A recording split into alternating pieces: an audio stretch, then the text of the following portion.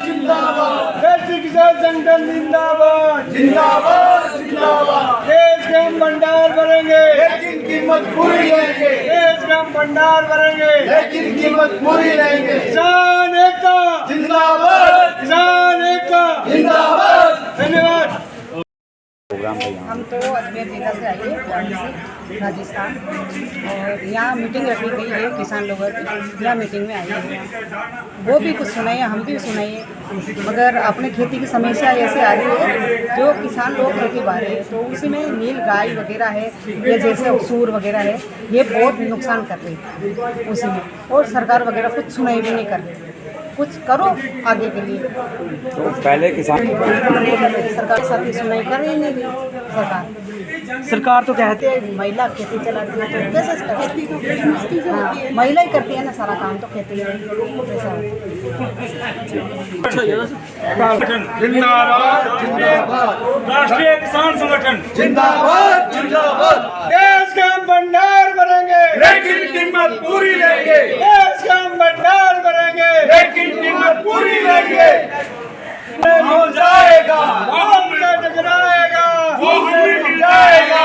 खान हमारा सुख दाता धरती गंगा को माता। खान हमारा सुख दाता धरती गंगा को माता। देश का हम भंडार भरेंगे लेकिन कीमत पूरी लेंगे। देश का हम भंडार भरेंगे लेकिन कीमत पूरी लेंगे। देश का हम भंडार भरेंगे लेकिन कीमत पूरी लेंगे। हमारी मांगे पूरी करो, हमारी मांगे पूरी करो, हमारी मांगे पूरी करो, हमारी मांगे पूरी करो। दिक्कतें यहाँ रखी। चिमनाराम चौधरी, राष्ट्रीय उपाध्यक्ष, राष्ट्रीय किसान संगठन, राजस्थान के पाली जिले से आता हूँ। मेरा दायित्व क्या प्रोग्राम था, क्या दिक्कतें आपने किसानों की यहाँ रखी, किन बातों पर चर्चा हुई? पूरे भारत में चाहे किसी भी प्रदेश में हो, जो भी किसान खेती करता है, हर किसान के खेती करने में इतनी समस्या है कि वो परेशान और दुखी है।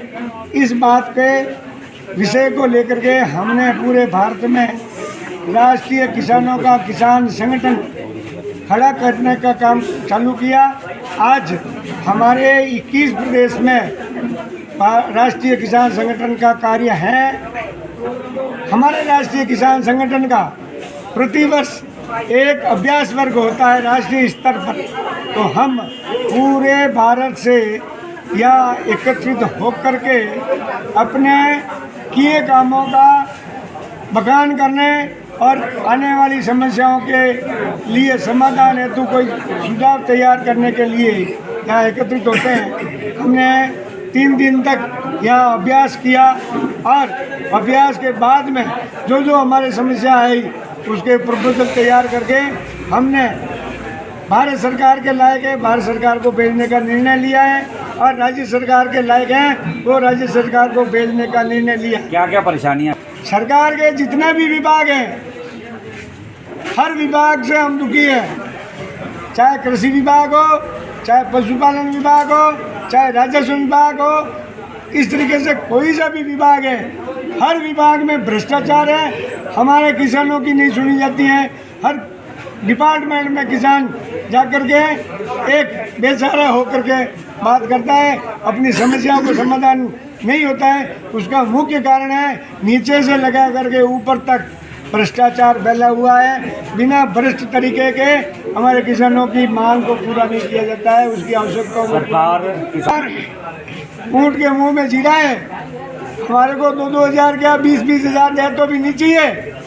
हमें चाहिए अपनी फसल का लाभकारी मूल्य। क्या हम भिखारी हैं जो हमारे खाते में 2-2 हज़ार रुपये डाल रहे हैं? हमें तो अपनी फसल का मुख्य दाम दीजिए। अगर हमारी फसल की कीमत 100 रुपये आती है प्रति मन, तो उसके ऊपर हमारी लागत का जो मूल्य होना चाहिए 50% बढ़ाकर, यानी लागत का 1.5 गुना मूल्य जो हम मांग रहे हैं। और हमारे लिए जब मनमोहन सिंह जी प्रधानमंत्री थे उस समय एक स्वामीनाथन आयोग बनाया गया था।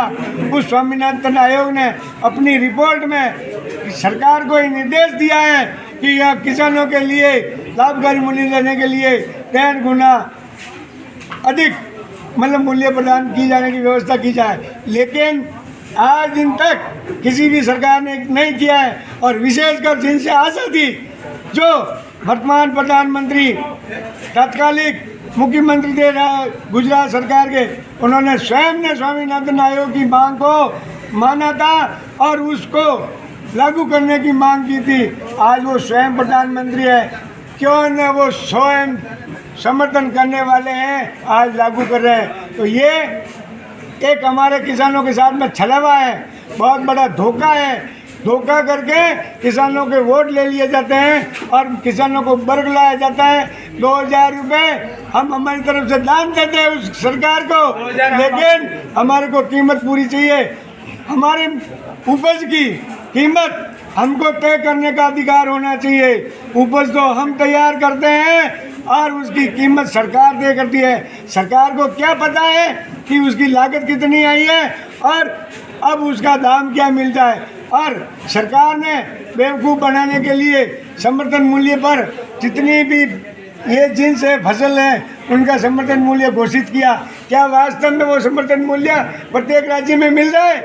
नहीं, न तो राज्यों में समर्थन मूल्य मिल रहा है, न समर्थन मूल्य पर जितनी हमारी उपज होती है वो खरीदी जाती है, उसका कुछ परसेंटेज खरीदा जाता है और उसमें भी भ्रष्टाचार है। उसमें भी माल की क्वालिटी खराब बता करके उसको किसान को बोल दिया जाता है कि ये माल तुम्हारा खरीदने के लायक नहीं है। तो भ्रष्टाचार, सरकार कोई सा भी नया नया डिपार्टमेंट खोल दे, भ्रष्टाचार उसके साथ साथ में जन्म जाता है। और भ्रष्टाचार एक सरकार है प्रशासन, जो ये ब्यूरोक्रेट है, ये ब्यूरोक्रेट नीतियाँ बनाते हैं। सरकार बदलती है लेकिन ब्यूरोक्रेट वो के वो है। कलेक्टर को यहाँ से वहाँ लगा दिया, लेकिन है वो कलेक्टर का कलेक्टर। अगर कलेक्टर से उसका प्रमोशन हो गया तो वो चीफ सेक्रेटरी बन जाएगा या भारत सरकार का सेक्रेटरी बन जाएगा, लेकिन उसको कोई हटाने वाला नहीं है। और किसी भी सरकारी ब्यूरोक्रेट को किसान की असली समस्या का ध्यान नहीं है। वो ब्यूरोक्रेट एसी में बैठ करके नीतियाँ निर्धारित करते हैं, उस नीतियों में हमारे किसान का कोई प्रतिनिधि नहीं है। आज वर्तमान में देख लीजिए, मैं आपको बिल्कुल सामने स्पष्ट करता हूँ, आज जितने भी एमपी बन के आए हैं लोकसभा में 93% करोड़पति और अरबपति है। क्या कोई किसान करोड़पति और अरबपति बन के आया है? किसान बन के एक भी किसान नहीं है उनमें। और पिछली सरकार में 43% फीमेल एमपी थे, अब इस वर्ष सरकार में 46% फीमेल सांसद है। क्या जो खुद अत्याचार करने वाले हमारे साथ जो अत्याचार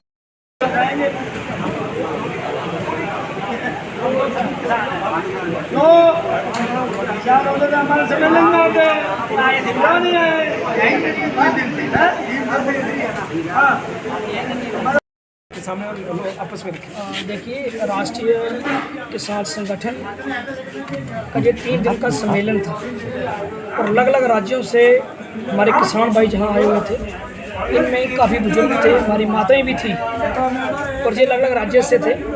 और 3 दिन हमारे यहाँ चर्चा चली, डे नाइट चर्चा चली और रात को भी चर्चा चलती थी और दिन को भी चर्चा चलती थी। और 200 के करीब जो हमारा किसान है अलग अलग राज्य से वो जहाँ था रुका था और हमारे बॉर्डर और कंडी के जितने भी किसान भाई थे आपके नंबर लेने थे और वो इस चर्चा में शामिल होते थे।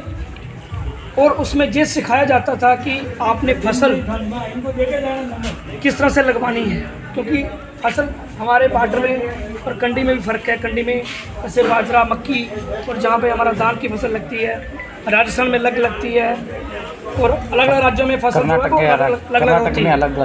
होती है। और उसमें सभी चर्चा हुई कि किसान इतना काम करता है लेकिन फिर भी वो एक छोटे से टबरे में रहता है, वो फिर भी इतना अमीर क्यों नहीं होता है, उसके पास पैसा क्यों नहीं इकट्ठा होता, वो दिन ब दिन गरीब क्यों होता जा रहा है। वो सारी बातें हुई और बातों में लास्ट में जो रिजल्ट था वो यही था कि अगर जो सरकार बनती है, अगर हम मतदान सही तरीके से करें, जो सरकार बनती है, सरकार का फ़र्ज बनता है सबसे पहले कि किसान को किस तरह से उठाया जाए, किसान की जो रीढ़ की हड्डी है उसको कैसे मजबूत किया जाए। लेकिन जो भी सरकारें बनती हैं उनकी फोकस किसान की तरफ नहीं होती है। आज आप देखो बजट बना है, बजट में भी किसान को इग्नोर किया गया है। तो अगर किसान पूरे देश का, पूरे वर्ल्ड का पेट भरता है। आज कोई कहीं भी रह रहा है और वो कुछ खा रहा है तो वो किसान की वजह से खा रहा है, लेकिन किसान को देखा नहीं जा रहा है। किसान के बच्चे कहाँ पढ़ रहे हैं, उनको शिक्षा नहीं मिल रही है। किसान की अगर बच्चे की कोई शादी है और उसके पास इतने पैसे नहीं है कि वो बच्चे की शादी वो उस सेठ के बराबर कर सके, जैसे वो सेठ, बड़ा सेठ अच्छे तरह से वो अपनी बच्ची की शादी करता है, किसान भी चाहता है कि मेरे पास भी पैसे हों, मैं भी बड़ी धूमधाम से अपने बच्चों की शादी करूं और बढ़िया शिक्षा दिलवाऊं, लेकिन ऐसा हो नहीं रहा है।